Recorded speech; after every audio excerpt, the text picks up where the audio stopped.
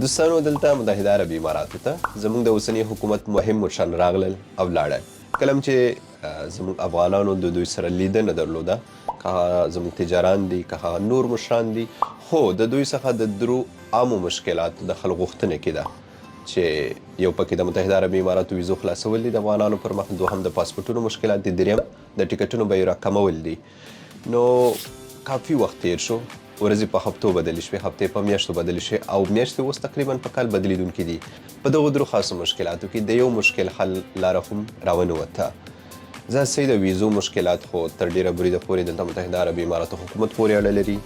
پاتې شول د نور دوه چې یو د ټکټونو بیې دي او بل د پاسپورټونو کاپیانو نه شتون دی.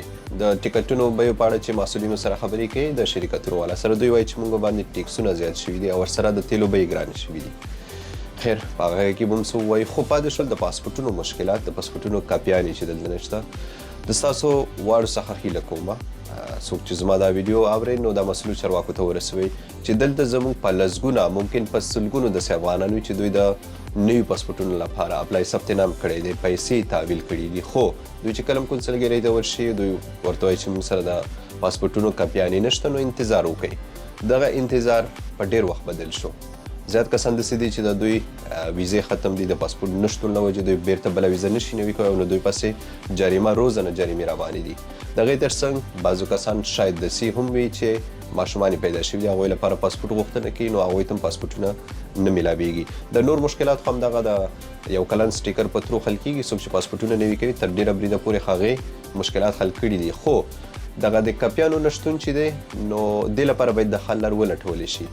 کافي وخت تیر شو، ورځې په هفتې بدلې شوې، هفتې په میاشتو بدلې شوې، خو د دې مشکل لپاره هیڅ د حل لار پیدا نه شوه.